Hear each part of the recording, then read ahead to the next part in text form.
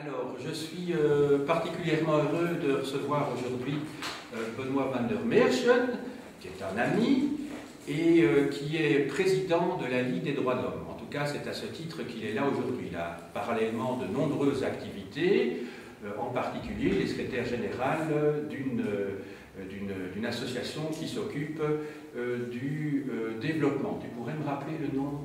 ITECO, c'est un centre de formation. Un centre de formation au développement. Voilà. Outre cela, il est également professeur ici à la Haute École du droit des étrangers. Et voilà, il est particulièrement compétent pour parler d'un des trois sujets que nous aborderons dans quelques instants.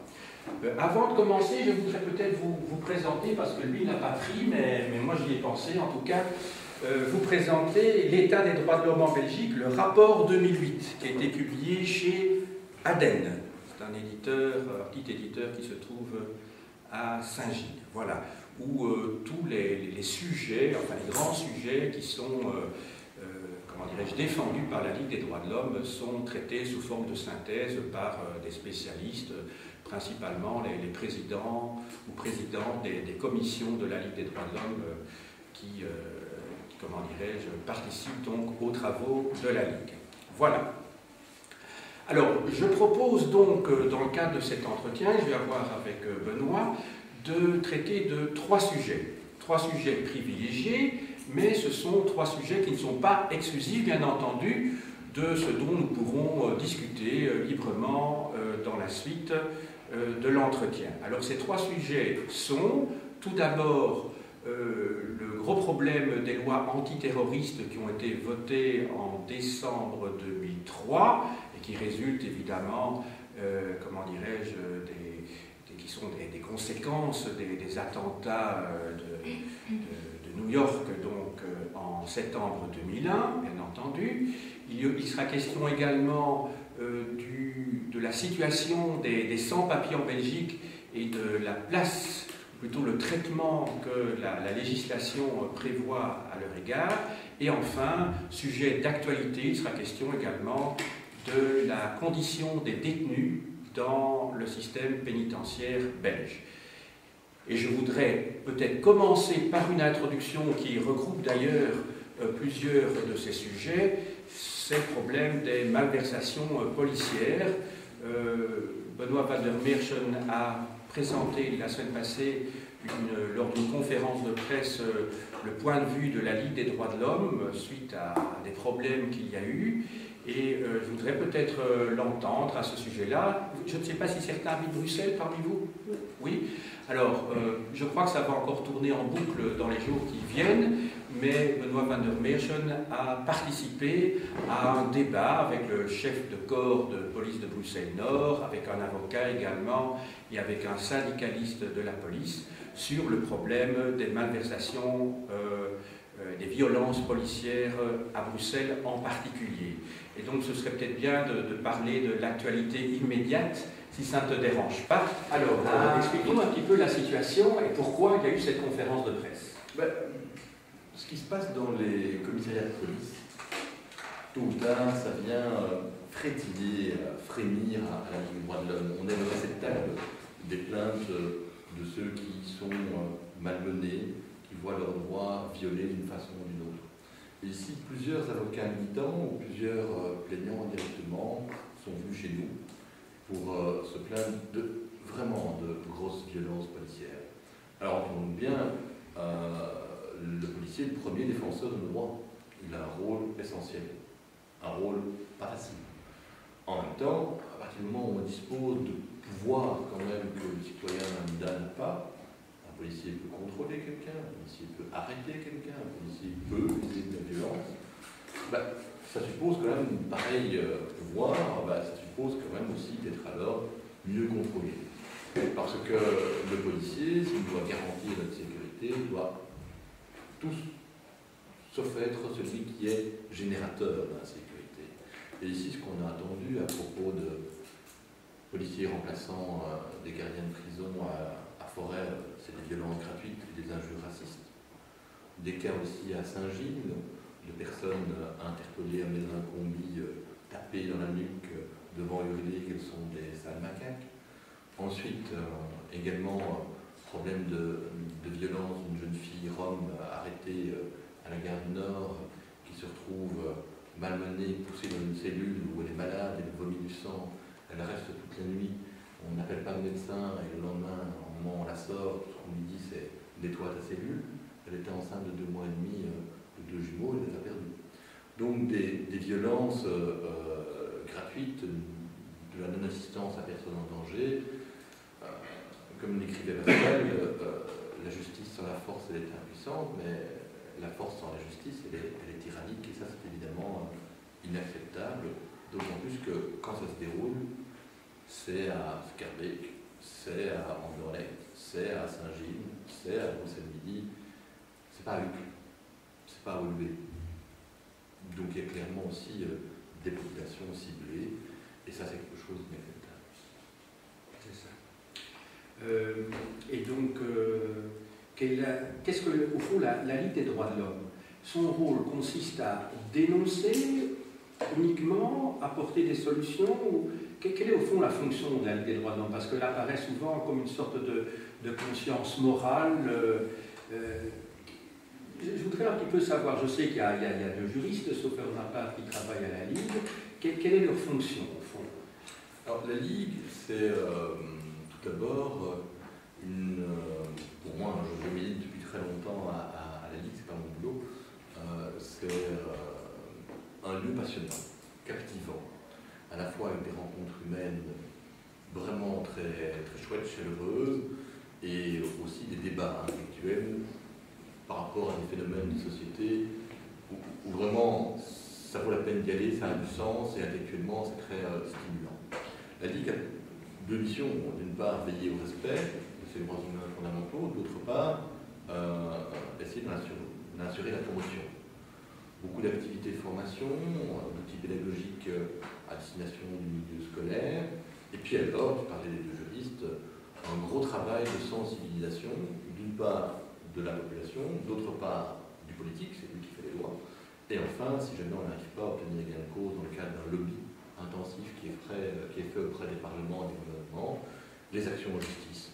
La Ligue est un des rares acteurs associatifs à oser le conflit avec le gouvernement, les gouvernements, en allant porter des débats, puisqu'on n'a pas eu l'occasion souvent d'être entendu, en allant porter des débats devant des juridictions. Ce qu'on a pu, par exemple, l'exemple le plus récent, c'est la belle victoire qu'on a pu obtenir devant le Conseil d'État à propos de la licence d'exportation d'armes accordée par le gouvernement wallon à la FN Herstal, des armes légères. Elle tue quand même 500 000 personnes par an et 90% des civils, des armes légères que, sans état d'âme, au nom de l'intérêt général, la région wallonne est prête à envoyer à M. Kadhafi. Autant armer alors tous les dictateurs de la terre. On devait quand même beaucoup parler pendant la campagne électorale d'humanisme pour Mme Milquet et son CDH, de solidarité pour le Parti socialiste et d'éthique pour les écologistes. Voir que quelques semaines après, une des premières décisions qu'ils prennent, c'est d'envoyer des armes à M. Kadhafi. Moi, ça me laisse quand même pantoute. Très bien. Au fond, c'est pas pour m'éloigner du sujet, mais en Belgique, je crois que Amnesty International est plus connu que la Ligue des droits de l'homme. Est-ce qu'il y a, comment dirais-je, des terrains privilégiés sur lesquels les 2 organisations militent, ou bien est-ce qu'elles font en gros le même travail? Moi, j'ai un profond respect pour l'Amnesty International. On essaye de travailler souvent ensemble. D'ailleurs, avec une de leurs responsables, hier encore à Hâte, un débat sur les droits de l'homme. Mais Amnesty International est une organisation qui, prioritairement, s'occupe des droits de l'homme en dehors de la Belgique. Le principe, à la base, c'est une section d'Amnesty ne s'occupe pas de ce qui se passe dans son pays, mais s'occupe de ce qui se passe dans le monde. C'est très, très important. Et le travail qu'ils font est un travail considérable, utile, et un lobby qui vraiment vaut son pesant d'or. Je me suis retrouvé il y a de cela 5 ans dans une prison congolaise, le CPRK, le Centre pénitentiaire de rééducation de Kinshasa, où j'allais rendre visite à 2 militants des droits de l'homme arrêtés. Je ne sais pas pourquoi ils ont été arrêtés, on ne sait pas pourquoi ils ont été libérés. Nsilwanda et Mliwanga Lembe. Et avant de pouvoir leur rendre visite, j'ai dû me supporter, c'était assez dur, 1 heure de conversation avec le directeur de cette prison qui me vantait les mérites de son établissement modèle, ça me voit. Et à un moment donné, je me suis dit, écoutez, moi je suis là pour venir voir Nti Wanda, le gars.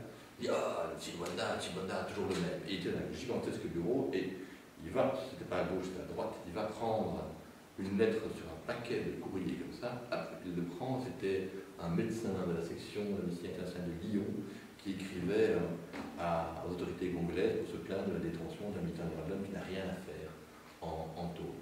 Moi, ça m'a quand même vraiment appâté, parce que j'imagine qu'on a tous écrit ces lettres pour Amnesty, mais elles arrivent, et même si ce n'est qu'une goutte dans l'océan, elles enquiquinent les destinataires, et je pense que les droits de l'homme, les violations se nourrissent uniquement du silence, et donc si on peut briser le silence, c'est bien. Donc Amnesty International fait un boulot remarquable, mais n'est pas centré prioritairement sur les droits de l'homme en Belgique. Et ça, c'est le boulot de la Ligue. C'est beaucoup moins populaire. C'est beaucoup moins populaire, parce que je peux vous assurer, quand la Ligue intervient, allez voir sur les sites, alors à ce moment-là, de la dernière heure et du soir, on est vitriolé, hein, ça, il n'y a pas d'autre mot. Parce que la Ligue des droits de l'homme, une petite association, on a à peine 1100 membres, hein, donc c'est vraiment pas grand-chose par rapport au crédit que l'on a dans les médias et auprès des politiques. Une association organique, elle renvoie chacun face à son miroir. Si on interpelle les gens sur les caméras de vidéosurveillance, alors oui, j'accepte une caméra dans la rue, ben, j'ai peut-être moins de délinquance dans la rue qui se sera juste déplacée. Si on interpelle monsieur tout le monde sur le fait qu'à quelques kilomètres d'ici, il y a des centres fermés où on enferme parfois pendant 2 semaines des gens qui n'ont strictement rien fait comme infraction, ben, oui, ça nous renvoie aussi à ce que nous acceptons d'un point de vue politique. Si on accepte de en parler qu'on est 1500 personnes en trop dans une prison moyenâgeuse, et qu'est-ce qu'on fait par rapport à cette situation? Ben voilà, ça nous renvoie par rapport à nos propres contradictions, nos propres manquements, et ça rend une association comme la Ligue beaucoup moins populaire dans le grand public. Parce que par rapport à des discours simplistes, il n'y a pas de mal à avoir une sécurité maximale, voilà, ça faut ramer. Très bien. Je propose maintenant d'aborder les 3 sujets que j'avais annoncés dans l'introduction, et je propose, puisque tu as initié le sujet, peut-être de parler de la situation des étrangers, des sans-papiers et de ce que prévoit la législation à leur propos. Vaste question.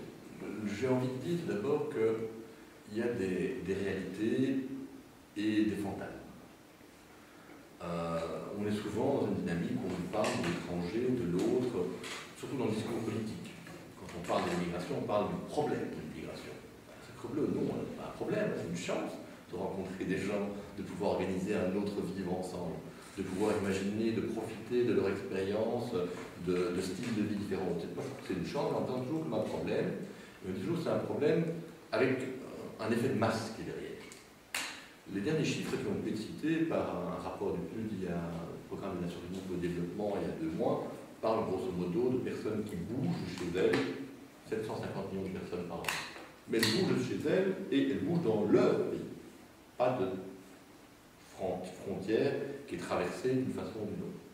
Ensuite, dans ceux qui migrent d'un pays à un autre, il y en a à peine 250 millions. Et puis enfin, qui viennent dans le cadre d'une migration sud-nord, il y en a à peine 70 millions. Donc la plupart des migrations, c'est des migrations sud-sud. Et nous, on est en train de se dire, ah, mon système de sécurité sociale va exploser, alors que par exemple, prenons la principale entrée pour des étrangers sur le territoire de la Belgique, les demandes de reconnaissance d'un calcul de réfugiés, en l'application de la Convention de Genève 51, c'est seulement 16 000 personnes par an. Voilà, il n'y a rien de catastrophique, il n'y a pas une invasion par rapport aux chiffres de ces migrations dans le monde. Donc je pense que là, c'est d'abord le premier fantasme. Deuxième réflexion, là où à la Ligue on est très très inquiet, c'est qu'on a le sentiment qu'il y a 2 domaines dans lesquels l'impératif de respecter les droits de l'homme passe au second plan. C'est la lutte contre le terrorisme, on aura l'occasion d'en parler, mais c'est la lutte contre l'immigration illégale. On a l'impression qu'à tout moment d'étranger, on est avec ou sans les bons papiers, vous êtes toujours dans une catégorie à part et moins. Prenons deux exemples. D'abord dans les stéréotypes.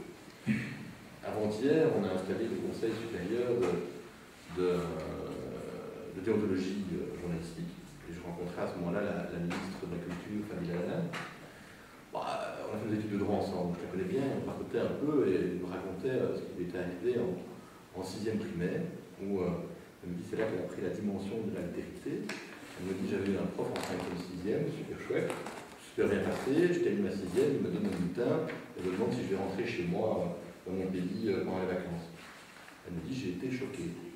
J'ai été choquée parce que pour elle, belge d'origine maghrébine mais qui est née en Anderlecht, qui a toujours vécu là-bas, elle se dit attendez, mon pays c'est ici, quoi. Pourquoi vous voulez m'envoyer dans un autre pays? Et donc il y a des stéréotypes qui restent attachés à la différence de patronyme, à la différence de couleur de peau. Pour rappel quand même, il y a de cela 10 ans à peine, on a mis au jour une espèce de technique dans une agence d'intérim bien connue, ADECO. ADECO, c'est quoi? C'est je donne des travailleurs intérimaires à un employeur qui en fait la demande.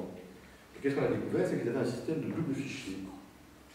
Le fichier BBB et le fichier autre. BBB, qu'est-ce que c'est? C'est bleu, blanc, belge. Bleu, blanc, belge. Alors, passons sur l'assimilation d'un travailleur du bétail. Mais il y a donc un système organisé dans l'agence d'intérim de cet employeur veut Van der Meerschen bien blanc. Il ne veut pas d'un Jamal Zahaf, Marc Soufa ou Romelu Lukaku. Ça va pas. Ça non. Alors on prépare la demande de l'employeur en ayant des fichiers différents. C'est une discrimination qui est abjecte et qui est illégale. Et donc ça, c'est lutter contre ces stéréotypes-là, être étranger en Belgique, c'est déjà porter quelque chose. Ensuite, sur le plan du droit, pour ceux qui essayent de venir donc, migrants, là, il faut reconnaître qu'on crée de plus en plus des zones de non-droit. Des zones de non-droit dont, je vais prendre juste deux exemples. Les pires, les plus extrêmes. D'abord, la honte de notre système démocratique aujourd'hui, de notre état de droit, ce qu'on appelle des centres fermés, très pudiques, au mieux parler de prison pour étrangers. On enferme donc de manière industrielle, plusieurs milliers de personnes par an, des gens qui n'ont rien fait que tenter leur chance en venant demander d'asile sans passer la frontière, ceux qui sont détenus au 127, et ceux qui sont trouvés illégalement sur le territoire. Je rappelle quand même l'article 13.2 de la Déclaration universelle des droits de l'homme dit que tout le monde a le droit de quitter son pays. Si je quitte mon pays, forcément, j'entre quand même dans un autre. Je ne vois pas exactement comment on peut faire autrement. Et donc, des gens qui tentent leur chance se retrouvent dans des conditions d'enfermement. Il faut lire un rapport qui a été rendu récemment par le médiateur fédéral sur les centres fermés. C'est une détention, c'est un régime carcéral, c'est dur, c'est pour des durées totalement indéterminées. En Europe, on a accepté maintenant le principe que cette détention d'un étranger en séjour illégal, ça a été voté par le Parlement européen le 18 juin 2008, un étranger en séjour illégal peut potentiellement rester enfermé pendant 1 an et demi, 18 mois. Quelqu'un qui n'a rien fait pour intégrer son territoire. Quand on a créé ces prisons pour étrangers, on a toujours dit, ben voilà, quand je trouve un illégal, il faut que je puisse à ce moment-là assez facilement le renvoyer dans son pays d'origine. Si je le libère, il disparaît. Mais 1 an et demi pour organiser le rapatriement forcé de quelqu'un, il ne faut pas rigoler. Et donc là, on se trouve dans une dynamique où on essaie de contrôler l'immigration légale par la détention. Mais en matière de droits de l'homme, le principe, c'est la liberté de détenir, la détention, l'exception. Donc là, il y a un véritable. Deuxième exemple, une circulaire qui a été adoptée récemment par la ministre de l'Immigration, à l'époque, Mme Turtelbaum, et le ministre de l'Intérieur, M. Depatte. Éphémère ministre de l'Intérieur. Et donc, ils ont décidé, pour combler une des plus grandes frustrations au service de police, imaginez écrire un texte officiel, une circulaire, qu'il faut combler les frustrations des policiers. Waouh! C'est quand même, j'avais rarement lu. Une de leurs grandes frustrations, c'est que quand ils arrêtent un illégal, comme ils n'ont pas assez d'informations, son pays d'origine, d'autres éléments, ben, ils sont obligés de le relâcher. Et donc, la circulaire dit, voilà, monsieur, mesdames les policiers, les instructions sur toutes les informations que vous devez aller chercher sur les étrangers illégaux que vous arrêtez. Mais alors, c'est des données comme l'état de santé, l'hygiène de la personne qu'on arrête. Je m'excuse, si je je me suis ouvert la gueule, c'est quand même mon droit. Je ne sais pas en quoi ça concerne spécialement la police, je ne fais pas de tapage sur la rue. Autre élément, relatif à la vie privée des personnes. Associations sportives, associations syndicales, militantisme politique, associations de quartier. Ouais, on a beau être sans papier, on a quand même le droit de s'associer, le droit de manifester des droits de l'homme. Et enfin, les données qui concernent les tiers, puisqu'on demande d'enquêter sur les connaissances. Connaissances étant entendues à un sens très large, voisins, amis ou autres, du sans-papier arrêté. Donc, ça veut dire que si ce soir vous allez boire un verre avec quelqu'un qui vous paraît être d'origine étrangère, demandez-lui peut-être le papier avant, parce qu'on ne sait jamais, vous pourriez être dans le collimateur de la police. Et donc, il y a là des zones de non-droit que l'on crée pour une catégorie particulièrement fragilisée, parce que ces personnes-là, elles tentent leur chance, mais souvent elles sont victimes de passeurs, de traite ou d'exploitation, et on les rend encore plus victimes. Et il faut se méfier, hein, quand on crée des zones de non-droit pour les plus fragilisés, c'est comme des métastases. Hein. Il n'y a aucune raison que ça s'arrête à un corps seulement. Hein. Ça va continuer. Et puis globalement, je pense qu'il faut garder à l'esprit que les migrations, historiquement, ont toujours existé. Donc ça ne sert à rien d'essayer de faire la politique de l'autruche et de s'enfermer. De toute façon, les gens viendront. Et donc, autant essayer d'accompagner et d'imaginer de manière plus positive un phénomène, ma foi, très naturel. Très bien. Au fond, tu parles, en fait, il s'agit d'un double scandale, si je puis dire, dans le cas des enfants, parce que je ne sais pas quelle est la situation des enfants maintenant, mais enfin, pendant longtemps, on trouvait dans les centres fermés des enfants, donc ils avaient le malheur d'être étrangers, et voilà.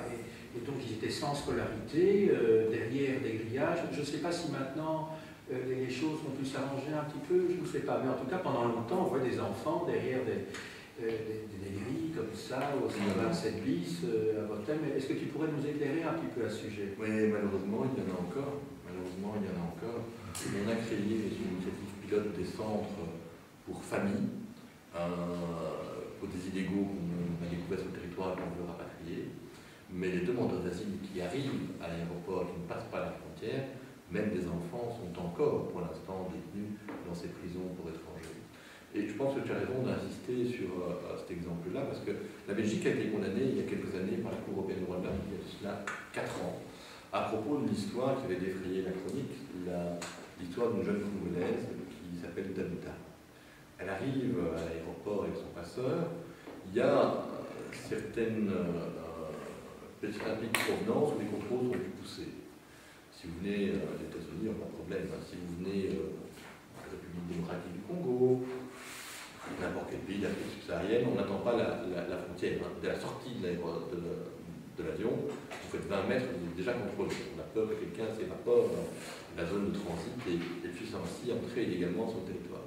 Et donc c'est une gamine, 5 ans, elle sont passeurs, c'est une petite défile, elle n'a pas de papier, et elle reste entre les mains des policiers de l'aéroport de l'État national. 5 ans. 5 ans. Être mineur, c'est un État qui exige une protection accrue. Nos autorités, la police de l'aéroport, n'a pas vu la mineure, mais a vu l'étrangère. Étranger, pas de papier, retour à l'expéditeur. Oh mais non, c'est quand même une gamine, qu'est-ce qu'on fait? Seule possibilité pour avoir un droit de séjour provisoire, faire une demande de reconnaissance de la qualité de réfugié. C'est extraordinaire quand même. Hein. Imaginez demander à une enfant de 5 ans si, sur base de l'article 1A, paragraphe 2 de la Convention de Genève du 28 juillet 51, elle a une crainte de persécution de la part de ses autorités étatiques, basée sur son origine raciale, sur ses opinions politiques, sur sa religion, son appartenance à un groupe social. C'est absurde. Comment pouvez-vous demander ça à une enfant de 5 ans? Les autorités belges ont réussi à le faire à 2 reprises, office étranger, puis le commissariat général aux réfugiés aux apatrides, pour déduire que cette gamine n'avait pas de crainte de persécution fondée sur l'article 1A, paragraphe 2 de la Convention précitée. En plus, cerise sur le gâteau, elle a eu le droit, puisqu'elle était demandeuse d'asile à l'aéroport, à 3 mois dans le sinistre centre 127. Et ça, c'est la manière dont on accueille une personne étrangère, parce qu'avant de voir l'être humain, on voit d'abord le papier qu'elle n'a pas. La Belgique a été condamnée pour manque d'humanité par la Cour européenne des droits de l'homme. Est-ce que tu pourrais, très brièvement, avant qu'on aborde un deuxième thème, nous expliquer l'absurdité de la situation dans laquelle s'est trouvé un étudiant de l'établissement dans lequel on travaille tous les deux, c'est le cas de Salazar, qui travaille, il est étudiant en première année maintenant. Tu pourras en dire un petit mot? Salazar, c'est son prénom. Oui, c'est son nom, c'est Rothman. Rothman Salazar. Rothman Salazar. Voilà, oui. Rothman Salazar est expulsé, rapatrié de force pour l'exemple. Uniquement pour l'exemple. C'est malheureusement un exemple qui montre à quel point cette administration qu'est l'Office des étrangers est butée, incontrôlable, arbitraire et fondamentalement injuste. Rothman Salazar est un gamin qui est illégal. On a beau être illégal, on est quand même soumis à l'obligation scolaire. Et donc il fait un parcours scolaire sans faute à Saint-Gilles, au point de recevoir même un prix de l'élève méritant de la part du collège de Bourg-Metz-Réchefin. Et puis il fait ça, à 18 ans, 18-19, il fait ça la nuit à Saint-Gilles, contrôle banal de police par papier. Évidemment, quand on est sans papier, c'est un état de crainte continue. On change de trottoir, on voit des policiers, on sont certainement ceux qui sont les plus réglo pour payer leur ticket de transport en commun de peur de faire l'objet d'une arrestation. Enfin voilà, c'est une vie d'enfer. On s'y habitue peut-être, mais c'est rude. On voit d'ailleurs en plus les conditions qu'on met maintenant pour les gamins qui veulent simplement jouer au foot dans un club, ils ne peuvent plus maintenant s'ils doivent produire tel document. Et en réalité, ces gamins se retrouvent totalement exclus d'une part de l'activité normale d'un jeune. Donc Rothman Salazar, quand on voit ce qui est à ce moment-là adopté comme accord sur les régularisations, être là depuis un certain temps, ce gamin doit être régularisé. Sa vie est ici et plus là-bas. Gros ramdam médiatique, du coup l'Office des étrangers, il faut continue. Et donc il a fait un peu plus d'un mois sans se fermer, il a été renvoyé en Équateur, mais il n'était plus personne. Forcément, il n'a plus jamais été.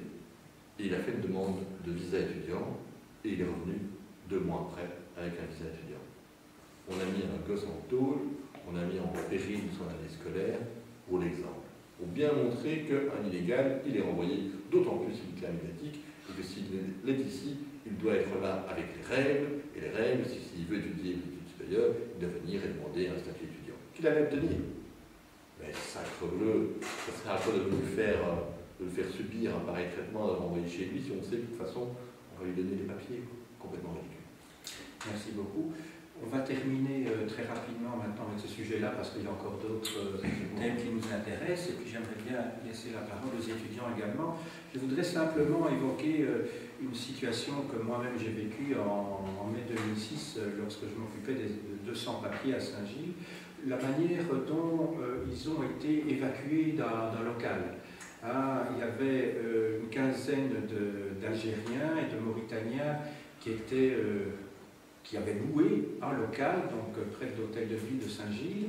Et après 30 jours de grève de la faim, j'étais dans le local par hasard au moment de leur évacuation. Le fait que moi j'ai été embarqué, mais peu importe, c'est pas ça qui compte ici, c'est la manière dont eux-mêmes ont été embarqués. En effet, ils ont été roués de coups. Alors je ne sais pas si vous imaginez ce que c'est, hein. Après 30 jours de grève de la faim, moi je les ai vus tous les jours, pendant l'époque où ils faisaient la grève de la faim et par la suite, et je peux vous dire que certains, après 30 jours, qui n'étaient déjà pas gros en arrivant, mais ils ressemblaient un petit peu, pas tout à fait, mais enfin ils étaient sur la voie de ressembler à des gens qui étaient au Auschwitz. Ça, je peux vous dire, ils avaient vraiment la peau sur les os. Et des policiers sont arrivés dans le local, moi-même j'ai été viré manu militari, voilà, c'est sans importance ça, mais en revanche, eux qui avaient fait une chaîne d'union ont été séparés avec des matraques. Et je peux vous dire, j'aimerais bien même que la caméra, si elle peut... Bon, moi j'ai fait tout un dossier sur ce sujet-là.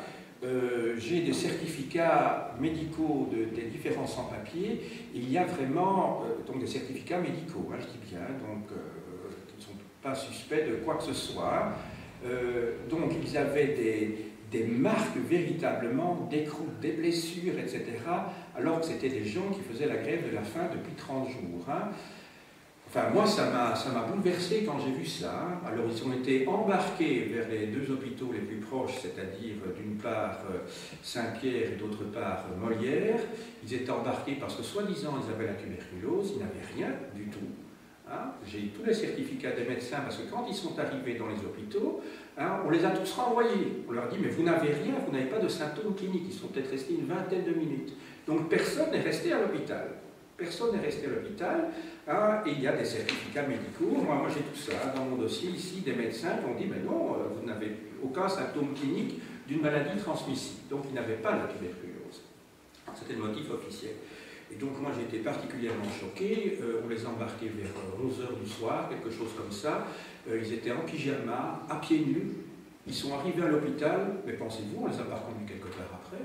Ils se sont trouvés à pieds nus, en pyjama, à minuit, sans logement, puisque le local, évidemment, était fermé et scellé par les policiers à ce moment-là. Donc en pleine nuit, je ne sais pas si vous imaginez ce que c'est. Des gens qui étaient, il y avait des gravataires, il y avait des handicapés là-dedans. Donc ils se sont trouvés seuls dans la nuit, quoi. Enfin, moi, ça m'a bouleversé à l'époque, et c'est pour ça que, bon, je vais remettre d'ailleurs à Benoît Van der Meersch, comment dirais-je, j'ai fait un DVD et 2 CD sur le sujet, voilà, enfin, on comprendra tout à l'heure, parce que je trouve que la Ligue doit être mise au courant de ça, et je peux vous dire que les autorités auprès desquelles j'ai ausculté, parce que j'ai écrit dans la presse, dans 2 journaux, m'ont vraiment sali par la suite pour montrer que toutes mes allégations étaient fausses et tout, et bon, moi j'ai été choqué. Bon, j'avais déjà un regard particulier sur les pouvoirs publics quant à ce sujet. Et bien, par la suite, hélas, ça ne m'a pas rapproché évidemment des autorités, ce qui est bien dommage. Hein, dommage parce que nous sommes en démocratie et ça éloigne, je crois, des citoyens militants pour certaines causes, comment dirais-je, de l'État. Voilà. Alors nous allons aborder maintenant un deuxième sujet qui est celui de la condition des détenus. On en a beaucoup parlé ces derniers mois, en particulier, je crois que c'était au mois de septembre, il y a eu des incidents apparemment graves à la prison de Forêt. Je sais que pour l'instant, il y a une enquête, j'ai vu l'émission à laquelle tu as participé sur Télé Bruxelles, et bon, évidemment, le chef de corps disait, ben, il y a une enquête, rien n'est certain, enfin le syndicaliste disait, ben, rien n'est certain, on va voir tout ça. Mais en tout cas, il semblerait, en tout cas, hein, qu'il y ait eu quand même des violences policières, sauf erreur de ma part. Alors, je rappelle peut-être que ces policiers étaient là pour remplacer des gardiens qui eux-mêmes étaient en grève, sauf erreur de ma part. Est-ce que tu pourras un petit peu recadrer les choses? Alors, par rapport à ce cas bien précis qui s'est déroulé à la prison de Forêt, ce sont effectivement des violences qui ont été exercées par des policiers appelés pour garder cette prison et ses occupants. Je tiens à dire que le droit de grève est un droit essentiel de notre système démocratique. En même temps, ici, il a des conséquences très lourdes pour les prisonniers.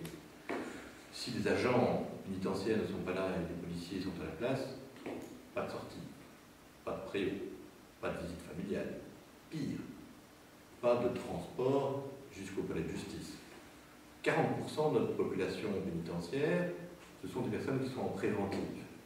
Donc, on les enferme avant jugement, parce qu'on estime qu'il y a suffisamment d'éléments et qu'ils sont dangereux pour s'évader, que sais-je. Mais ce sont encore des personnes présumées innocentes. On ne vous amène pas à la date prévue parce qu'il y a une grève, et elle se multiplie. Parce qu'il y a une grève, qu'est-ce qui se passe? Ben, vous êtes reporté, hein, peut-être à 4, 5, 6 mois après. Ça veut dire 5, 6 mois de tôle en plus, alors vous allez peut-être après être innocent. Donc c'est vraiment des policiers qui ne sont pas adaptés pour ce genre de boulot. Ils ont dérapé, si clairement, les témoignages sont assez édifiants. Et donc je pense que là, même si moi je suis un fervent défenseur de droit de grève, il faudrait prévoir un service minimum dans les prisons pour garantir tous les droits qui découlent de cette présence des agents pénitentiaires. Maintenant, quelle est la situation dans nos prisons? Apocalyptique. Apocalyptique. Je ne sais pas si vous avez déjà eu l'occasion d'aller visiter une prison. Wow. Il y a les prisons moyenâgeuses, Forêt, Saint-Gilles, Yvel. Il y a les prisons top modernes. C'est un peu plus déshumanisé encore, mais il y a surtout une surpopulation telle. On a une capacité carcérale de 8500 places, on a dépassé les 10 000 détenus. une surpopulation telle qui fait que c'est pas possible de vivre là-dedans. Les gens sont souvent sur des paillasses, parfois 2, 3 dans des cellules où il faudrait être seul. Ils n'ont pas de toilette mais un seau hygiénique. Il y a des fils électriques à nu. À la nu, il y a des cafards le long des murs.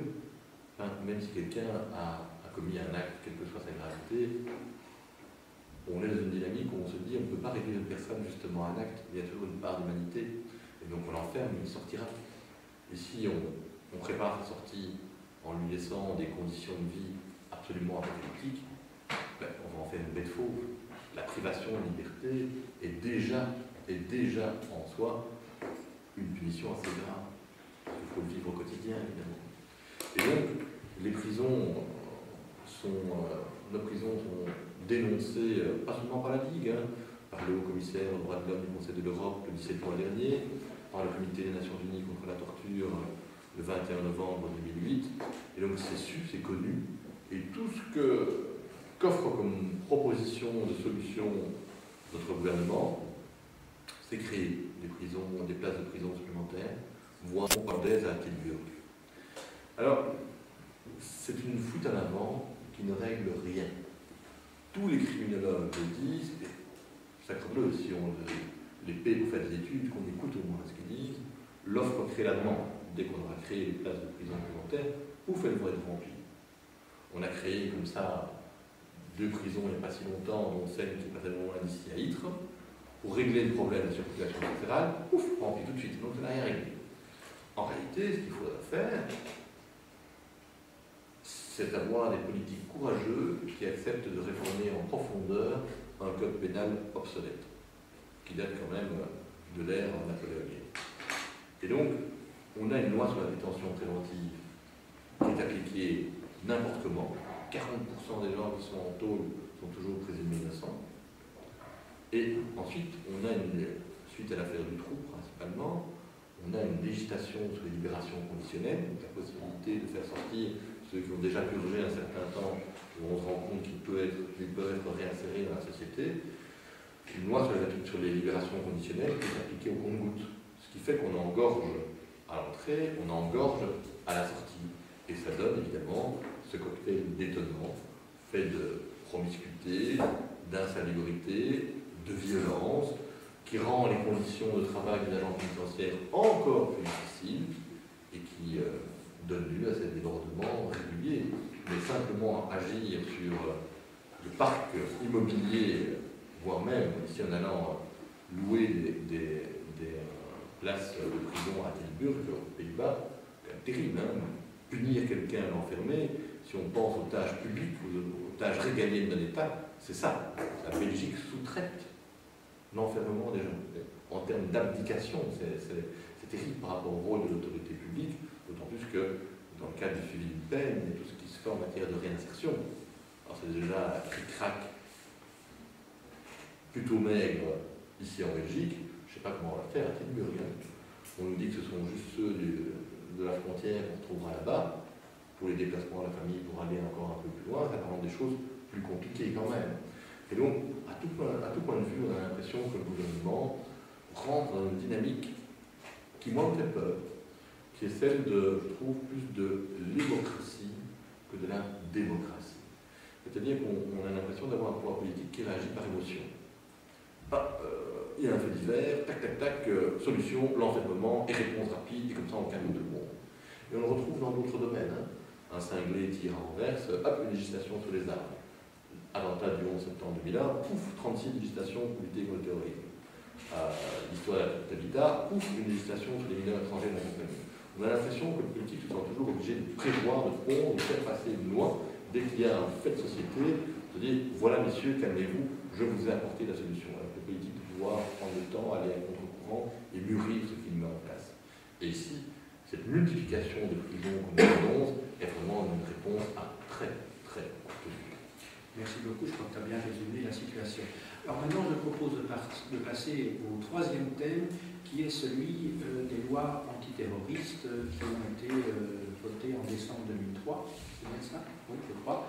Est-ce que tu pourrais non seulement expliquer ce que prévoient ces lois et si elles avaient lieu d'être, tout d'abord par rapport à la législation antérieure, existante en tout cas, et d'autre part peut-être prendre le cas assez emblématique, je dirais, du DHKPC, qui est cette organisation communiste turque, et prendre peut-être le cas de Barki Mungur, et d'autre part comment dirais-je, du procès qui est en cours concernant le Secours Rouge, et qui a, enfin, je rappelle, enfin tu vas peut-être rappeler ce qui s'est passé donc en juin 2008, lorsque un certain nombre de militants du Secours Rouge se sont retrouvés comme ça, enfermés en prison, après qu'il y ait eu un véritable commando de policiers masqués arrivant, je crois, à 5 h du matin à leur domicile. Est-ce que tu pourrais un petit peu parler de cette problématique? Alors, effectivement, c'est le deuxième domaine dans lequel on a le sentiment que les choses dérapent.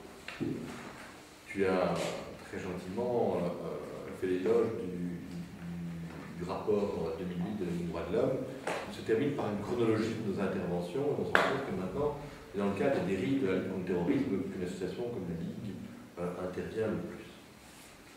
Alors, oui, il faut lutter contre le terrorisme.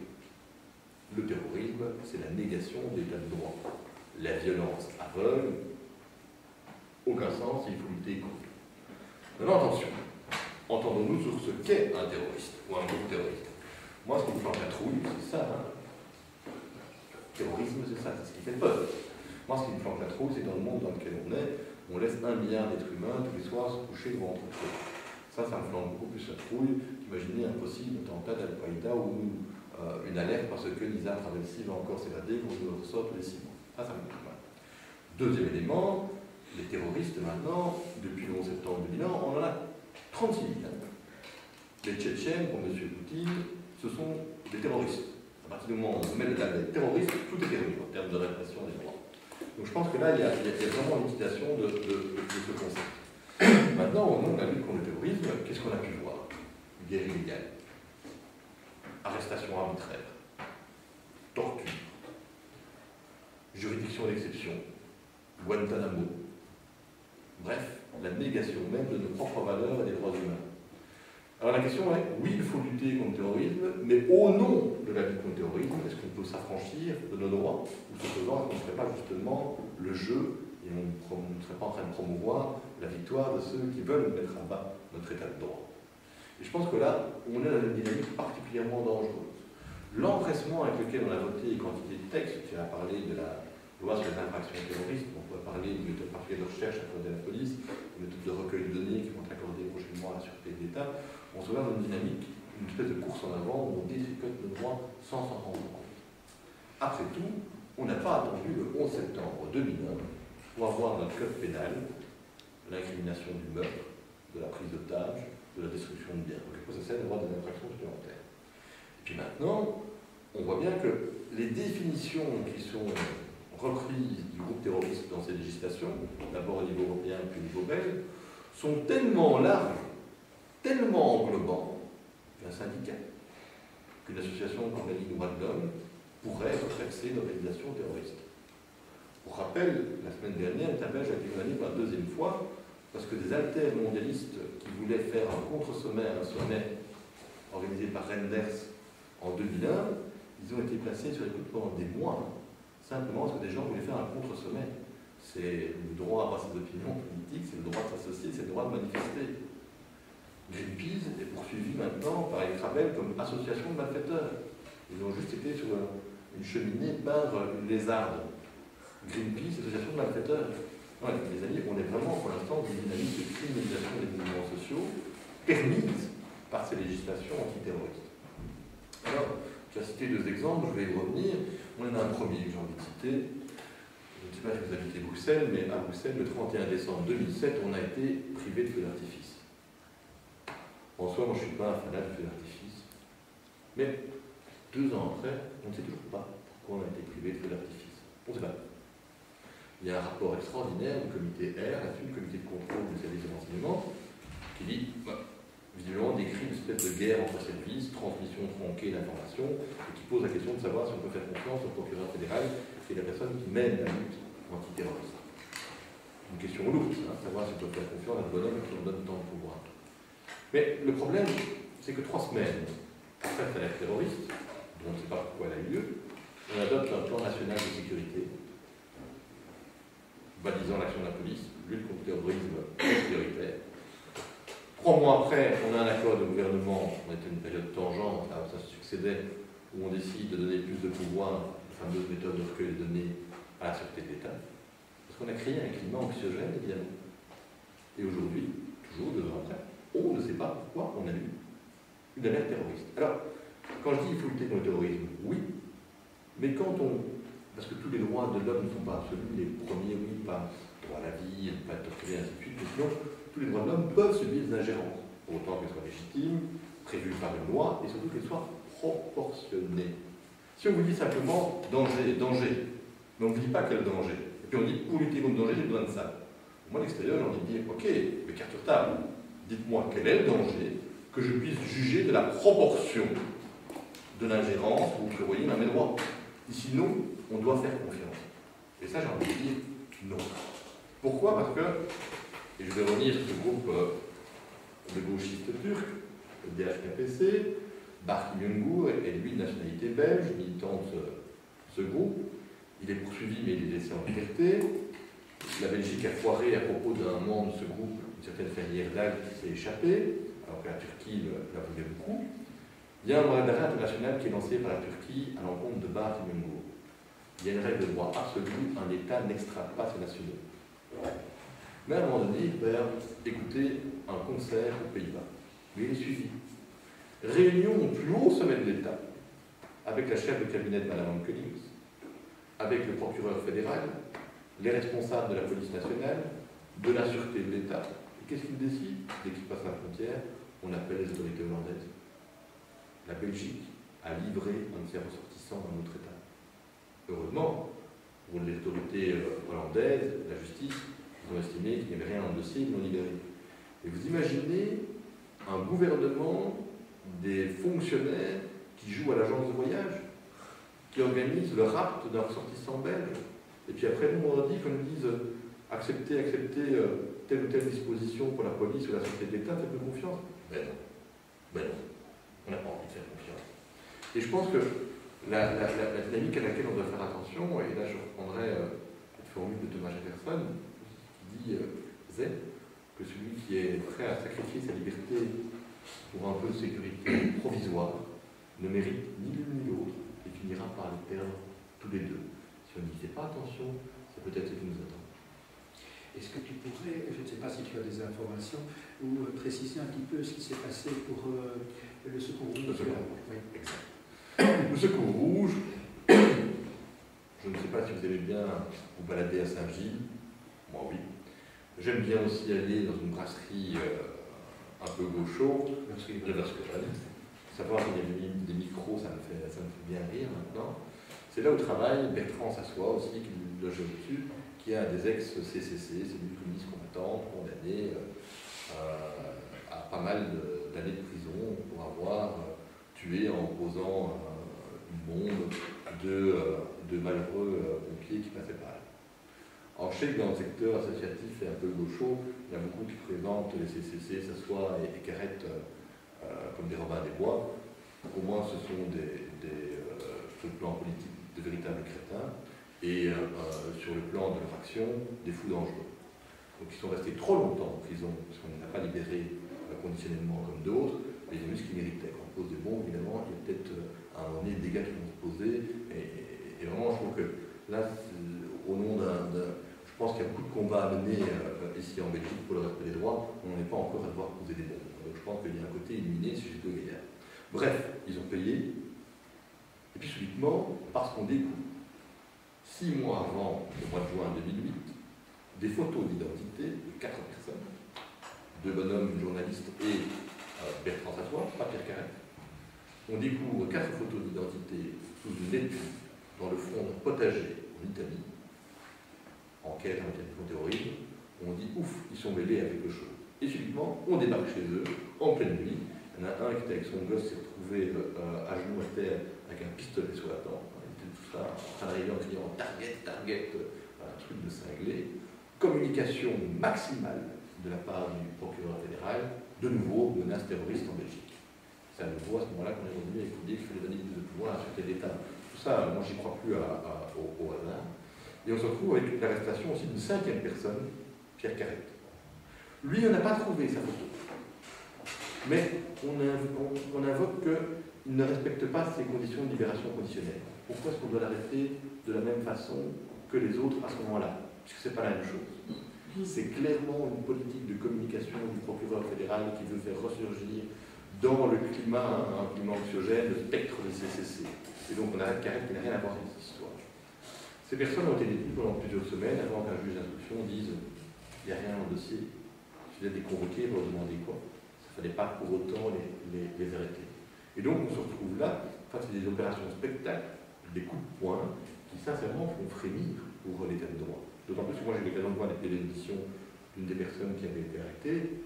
Quand on lui demande s'il connaît telle ou telle personne, des militants de lutte contre l'extrême droite, de doux rêveurs laïcs, sincèrement j'ai été un peu choqué de voir qui on pouvait à un moment ou à un autre considérer comme potentiellement dangereux ou terroriste. Pour rappel, nous avons droit à nos vies privées. Pour rappel, nous avons droit à avoir nos opinions politiques. Pour rappel, nous avons le droit de nous organiser pacifiquement.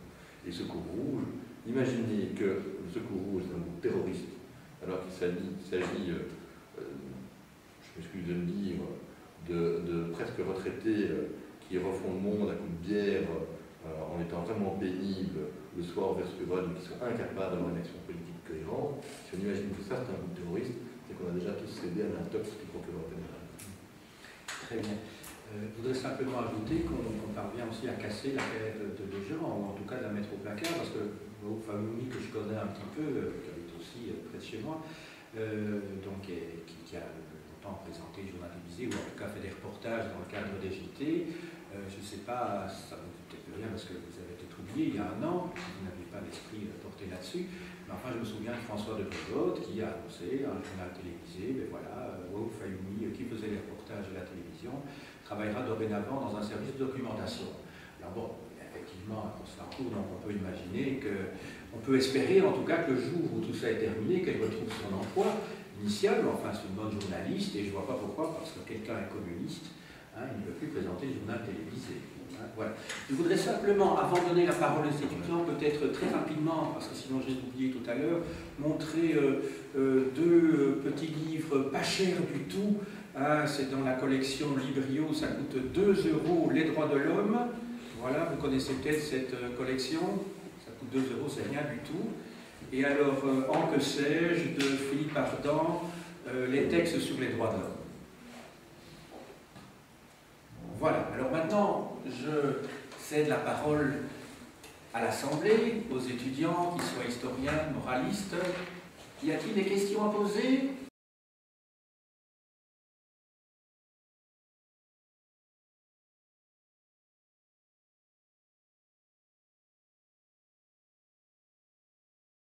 Et vous ne pensez pas qu'il s'agit aussi d'une stigmatisation de certaines populations migrantes avec les problèmes qu'elles produisent, parce qu'on a du mal à les gérer justement. Cette allégation ne se fait pas, j'ai l'impression.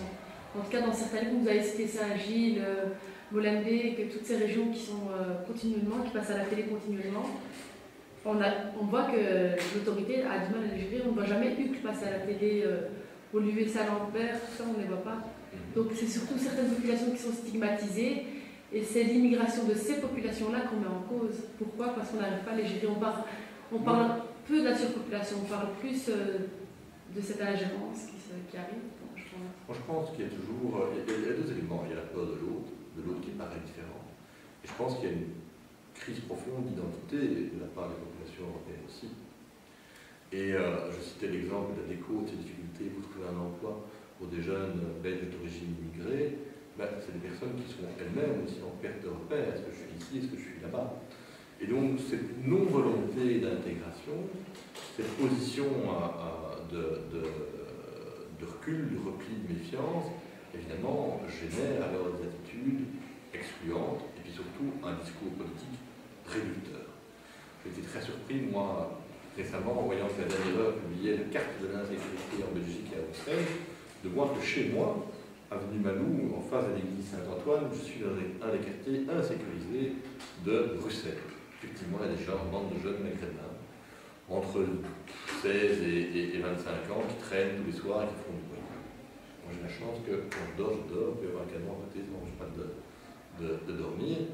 Mais, outre le fait que moi je me dis, pauvres gamins, des gars qui passent leur temps à dîner ou à boire ou à fumer une cigarette continuellement dans une rue, je trouve que ça n'a pas beaucoup d'intérêt. Moi, je préférerais sortir, draguer des filles, un truc comme ça. Quoi.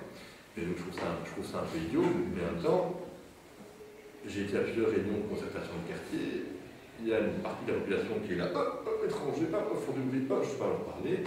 Ces gamins, ils sont vraiment à 2 mètres en dessous de la fenêtre. Il suffit d'aller leur dire bonjour quand on passe, leur demander comment ça va, s'intéresser un peu à ce qu'ils font, et il n'y a vraiment aucun problème. Quoi. Alors, je ne dis pas qu'il faut être dans un monde angélique, qu'il n'y a pas de la violence, qu'il n'y a pas des gangs ou quoi que ce soit.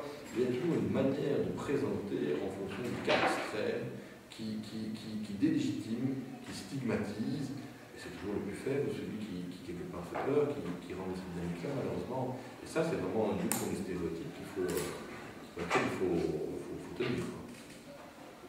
Pour aller peut-être dans ce sens, avant de céder la parole à Laura, je voudrais rappeler une anecdote entre guillemets qui date maintenant peut-être un peu moins de 20 ans, un peu moins de 20 ans, dans la commune où j'habite, donc Saint-Gilles.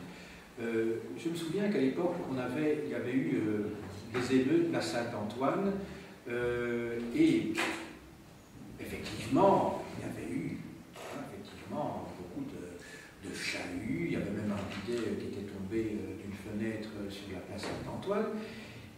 Il se fait que moi j'habitais à l'époque à 100 mètres de la place Saint-Antoine, à Saint-Gilles, parce que la place Saint-Antoine c'est quasiment la frontière de Forêt, et c'est passé sur toutes les chaînes de télévision dans le monde. Moi j'étais à 100 mètres, cette nuit-là je n'ai rien entendu du tout, même pas une voiture de police qui se dirigeait vers cet endroit-là, j'habitais à 100 mètres.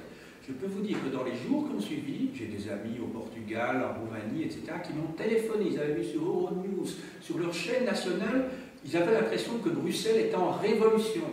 Et moi j'habitais à 100 mètres. Donc vous voyez que les médias jouent parfois un rôle d'amplificateur des choses.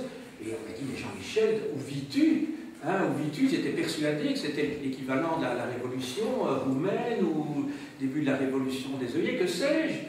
Et pas du tout. Moi j'étais à 100 mètres, je n'ai rien entendu. Voilà, enfin, maintenant je vais céder la parole à Laura. Mais j'avais 2 questions, il y en a une qui a déjà été posée par Akima. Et la seconde question, c'est une question personnelle que je me pose, c'est au point de vue de la grève de la faim des immigrés. J'entends souvent ça à la télévision, mais finalement je ne connais pas vraiment les causes de leur grève de la faim. Je me demandais s'ils faisaient ça après avoir introduit une demande à la reconnaissance de qualité de réfugié, ou s'ils faisaient ça parce que tout simplement ça n'allait pas assez vite pour eux. Enfin, voilà, je me demandais un petit peu. C'est juste une question comme ça, puisque l'autre a déjà été posée. Que répondre à cela? Il y a un peu de tout. Dans les collectifs qui s'organisent, qui se réfugient dans telle église, centre d'action laïque, tel ou tel endroit, les profils sont très différents. Souvent, par nationalité, les gens se regroupent, mais en même temps, il y a des demandeurs d'asile, il y a des sans-papiers qui n'ont jamais rien fait, et donc ce sont des personnes qui veulent simplement hurler leur désespoir. Alors, à titre personnel, et même pour la Ligue, la grève de la faim, pour moi, c'est un moyen complètement crétin. Voilà. Enfin, chacun fait ce qu'il veut, après tout, mais voilà, je ne pourrais jamais cautionner quelqu'un qui se met en danger pour obtenir quelque chose, même si je peux comprendre le désespoir de celui qui le fait. Parfois, des étrangers qui ont plus de force, qui, avant de monter dans l'avion, se défectent sur eux-mêmes pour incommoder les autres passagers. Il y en a d'autres qui essayent d'avaler des lames de rasoir. Il y a, après les grèves de la faim, il y a même maintenant eu des personnes qui se sont cousues les nerfs. il y a des étrangers qui sont renvoyés dans le pourtour méditerranéen, parce qu'il y a un système de prise d'empreintes digitales qui se brûle la paume des doigts pour pouvoir revenir. Il y a des situations extrêmes. Et ça, je pense que c'est effectivement l'impasse dans laquelle on met ces personnes avec des politiques terriblement restrictives, déshumanisantes et basées uniquement sur une seule chose, c'est retour à l'expéditeur. Maintenant, en ayant dit cela, dans les groupes de sans-papiers, ils ont beaucoup souffert. Parce que il y a eu une régularisation par une loi du 22 décembre 1999, et puis après, on fait toujours des petites... maintenant, c'est une instruction, avant c'était une loi, on prend toujours des mesures ponctuelles, limitées dans le temps, et donc on recrée le problème 3-4 ans après. C'est complètement ridicule et terriblement courte vue du point de vue politique. Ici, de 1999 à 2009, sacre bleu, qu'est-ce qu'on a attendu là? Et donc les sans-papiers désespérés. Et déjà les promesses d'une régularisation, je ne demande pas au pouvoir sans régularisation, le PS, le CDH, le là. Ouais. Et donc ils ont été ballottés, promesse en promesse. Ils avaient des interlocuteurs, des ONG, qui à un moment donné ont commencé à discuter pour tenir quelque chose avec le pouvoir politique, le pouvoir obtenu. Donc ils se sont sentis un petit peu abandonnés. Puis il y en a certains qui ont infiltré le PTB, des groupes d'aide aux sans-papiers. Il y a eu des disputes entre eux pour les nationalités. Il y a eu parfois du commerce, de grève de la faim ou autre, on peut m'occuper, des choses comme ça. Il y a eu certains porte-paroles qui ont obtenu la régularisation, eux, mais qui ont laissé les autres en plan. Bref, c'est sur le plan de la solidarité en interne, ça a été un peu luxon. De manière telle que tout acteur un peu institutionnel est très vite décrédibilisé. Et c'est malheureusement, si on avait obtenu quelque chose de fort, même pour moi c'était insatisfaisant en 1999, parce qu'il y a eu l'organisation d'un mouvement national pour la régularisation des sans-papiers. Sans-papiers et tout le secteur associatif. Aujourd'hui c'est impossible, tout le monde sait ce qu'on a fait.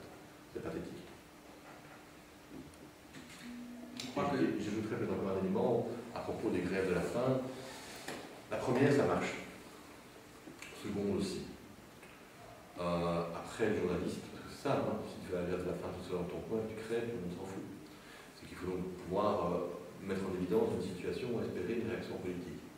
Maintenant, un journaliste, face à la multiplication d'eux, on dit c'est pas l'intérêt réactionnel.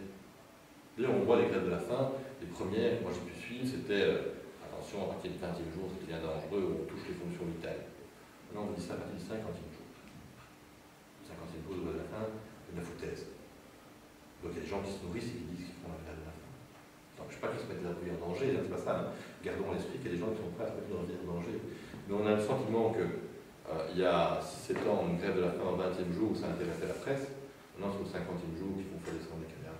Mais c'est pas possible. Voilà. Et donc on a des dynamiques éminemment perverses qui jouent, hein, qui mêlent à la fois ce jeu des médias, ces bisbrouilles internes, ces promesses de politique qui n'avancent pas. C'est certainement une situation la plus pathétique qu'on peut vivre en Belgique encore aujourd'hui, avec le dernier matin, la fameuse circulaire qui sera annulée par le Conseil d'État potentiellement sur un coup de Belin. Ça fait frémir ça aussi.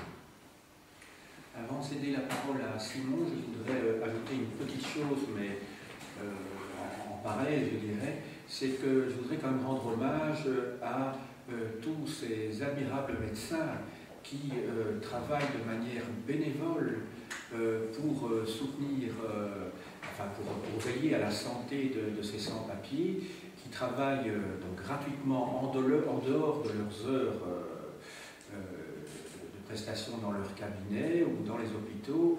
Je trouve que ce sont vraiment des médecins remarquables. Vous savez, ce sont des gens qui parfois arrêtent de travailler une après-midi complète pour aller comme ça dans ces centres, enfin dans les lieux où se trouvent les sans-papiers, pour les ausculter, pour les peser, pour voir s'il n'y a pas de problème majeur. Et je dois vous dire en plus de ça, et ça m'a frappé, c'est que ces médecins payaient avec leur propre argent tous les médicaments. À un moment donné, il se fait que mon propre médecin m'a dit mais est-ce que vous ne pourriez pas faire quelque chose? Il se fait que grâce à une de mes associations où je travaille, j'ai pu donner 600 €, mais ce médecin avait payé, vous imaginez, pour 600 € de médicaments. Voilà, enfin, je voudrais, quand même, ce sont des personnages qui sont dans l'ombre, hein, mais je crois qu'ils méritent vraiment, pour moi, ce sont des saints, hein, voilà, ou des saintes. Il y a beaucoup de femmes aussi. Voilà, Simon, je te cède la parole. Oui, j'aurais aimé savoir votre avis et l'avis de la Ligue des droits de l'homme à propos de la loi qui est passée en Suisse sur les minarets, et s'il y avait un risque que ça arrive en Belgique. Alors, d'abord, l'histoire suisse démontre une chose, c'est toutes les limites de ce processus de votation, ce processus référendaire. Pour moi, à partir du moment où on a procédé à l'élection d'une représentation parlementaire, c'est leur boulot qui vote des lois. Si on veut arriver avec des idées simplistes, populistes, dans le cadre d'un référendum, les gens ils vont réagir au quart de tour, on le sait ça. Malheureusement, on est toujours dans une dynamique très de slogan et réductrice. Deuxième élément, les minarets. Ok. Qu'est-ce que vous voyez quand vous arrivez ici à Nivelles comme plaque? On a maintenant une belle plaque pour toutes les localités. En Europe, ça a été décidé au niveau européen. Dans les 27 pays de l'Union, on a maintenant la même plaque qui annonce la commune d'Orghem, la ville de Nivelles, et ainsi de suite. Stylisé, qu'est-ce que l'on voit? Quelques maisons, et puis il n'y a pas un truc qui monte? L'église du clocher. Voilà, ça on n'a pas intérêt. Je suis un peu provoque, hein. On focalise sur les minarets, en même temps on accepte toutes les localités à l'entrée et à la sortie de 27 pays de l'Union européenne de mettre en avant un clocher. Alors voilà, moi je ne suis pas en train de focaliser sur l'un ou sur l'autre, surtout en représentant une association pluraliste, même si je suis un athée convaincu. Mais je pense que le gros danger, c'est pour l'instant un contexte qui flirte avec l'islamophobie.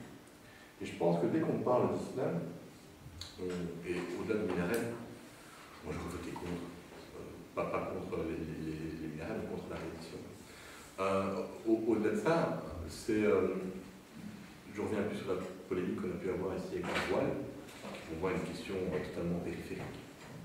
On a le sentiment que dès qu'on parle de religion et d'islam, on est dans une écoute uniquement des extrêmes. Et qu'il y a certaines questions de comment on organise notre vivre ensemble, qui méritent parfois des réponses nuancées, qui méritent parfois de la réflexion, et que celles-là, on ne les entend jamais. Moi, quand j'entends parler du port du voile à l'école, j'entends les uns me dire « Ah bah oui, c'est pas idiot ». J'entends les autres, je me dis « Ah bah oui, c'est pas idiot ». Donc je n'ai pas la trancher intellectuellement, rationnellement. Mais l'expression, en tout cas sur les médias, les plateaux de télé ou autres, une position nuancée, c'est non. Hein. Vous êtes pour, vous êtes contre. Vous êtes pour, vous êtes contre. Ah oui, mais moi, on dit vous êtes pour ou contre un minaret, je sais pas ce que ça représente, moi, un minaret. Je ne sais pas ce que ça veut dire. Je ne sais pas, on parle de pour, ça en ferait combien. Ben voilà, il y a plein de questions et on est, je trouve, dès qu'on parle de religion principalement l'islam, dans un contexte d'une vision d'invasion, surtout dans les milieux urbains, on est là dans les caricatures et les excès qui, moi, me mettent particulièrement mal à l'aise. Alors, avant de conclure, à moins qu'il y ait un autre étudiant qui souhaite encore prendre la parole. Ah, Akima, vas-y. Oui, en fait, par rapport au minaret, moi j'avais une question. J'ai vu plusieurs reportages de débats et on parlait surtout des dangers des minarets, dangers idéologiques. Mais en fait, je pense que les gens ne savent même pas ce que représente une église. Enfin, moi, personnellement, quand je vois une église, je la trouve belle. J'aimerais y entrer parce que je la trouve belle. Je sais que c'est un lieu de prière, mais sans plus.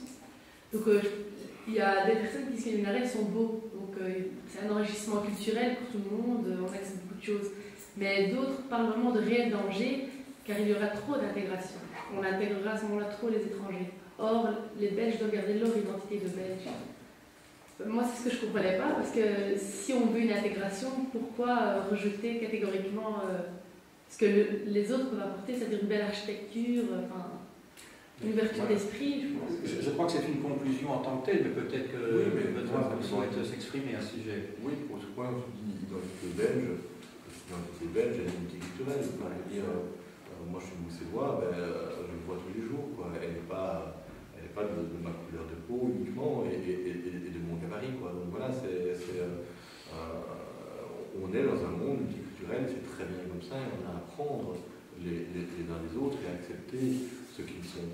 Les arguments de réciprocité vont être un argument complètement crétin. Chez eux, on ne peut pas le faire, c'est cela. Je pense que c'est à nous d'avoir une dynamique qui soit un minimum tolérante Alors ceci dit, quand il y a des fous de Dieu qu'on peut trouver dans toutes les religions, moi je réagis quand Monseigneur Léonard tient des propos homophobes. Hein. Donc, je réagirais par rapport à tel prêche du mal, mais ça c'est... Voilà, c'est parce que je pense qu'il y a des bornes parfois qui sont dépassées, mais le problème c'est que dès qu'on parle de religion, et certainement d'islam, on part toujours de l'extrême pour généraliser sur l'ensemble. Et ça ne va pas, évidemment, c'est finalement alors une vision tronquée. J'avoue, moi j'étais très mal à l'aise avec ce qui a été mis en place aujourd'hui, à savoir une tentative à nouveau de dialogue interculturel sous l'égide de Mme Milquet, la ministre de l'égalité des chances. Moi j'ai le sentiment qu'on est directement entré dans un dialogue interculturel. Donc, pour moi, l'interculturel c'est totalement différent. Un autre vaste débat. Voilà. Il me reste à conclure. Je voudrais simplement ajouter un petit quelque chose à ce que tu as dit tout à l'heure par rapport aux plaques qui se trouvent à l'entrée de nos localités en Belgique et qui est uniformisée en Belgique. Je dois vous dire également, si vous ne le savez pas, hein, ça vaut la peine d'être informé quand même, que lorsqu'il a été décidé, il y a maintenant plus de 20 ans, de fixer une fois pour toutes le drapeau européen, on a demandé à un artiste de faire des propositions. C'est un artiste très catholique. Il a décidé de choisir les couleurs que vous connaissez maintenant, c'est-à-dire un fond bleu avec 12 étoiles. Alors, vous pourrez croire que les 12 étoiles, c'est effectivement les 12 états. Voilà. Hein, d'autant plus qu'au départ, il y en avait 6, maintenant il y en a 27. Pourquoi 12? Eh bien, figurez-vous qu'à cette époque-là, il y avait les partis chrétiens étaient, qui sont intégrés dans ce qu'on appelle le Parti populaire européen, étaient dominants hein, en Europe. Et ce n'est pas par hasard, figurez-vous. Hein, parce que si vous regardez toutes les enluminures au XIXe siècle, au XVIIIe siècle, vous allez voir que c'est un symbole marial. La Vierge est toujours devant un fond bleu avec 12 étoiles qui sont les 12 apôtres. J'ai dit. Il me reste maintenant à conclure définitivement, remercier tout d'abord Benoît van der Merchen pour sa venue ici. Il a combiné, allié, si je puis dire, le militantisme humaniste à la précision du juriste. Et même si le monde paraît plongé dans les ténèbres, je dois bien dire quand même qu'on peut espérer, d'après ce qui vient d'être dit, qu'on peut espérer que dans ces ténèbres, quand même, brille une petite lumière. Voilà, j'ai dit.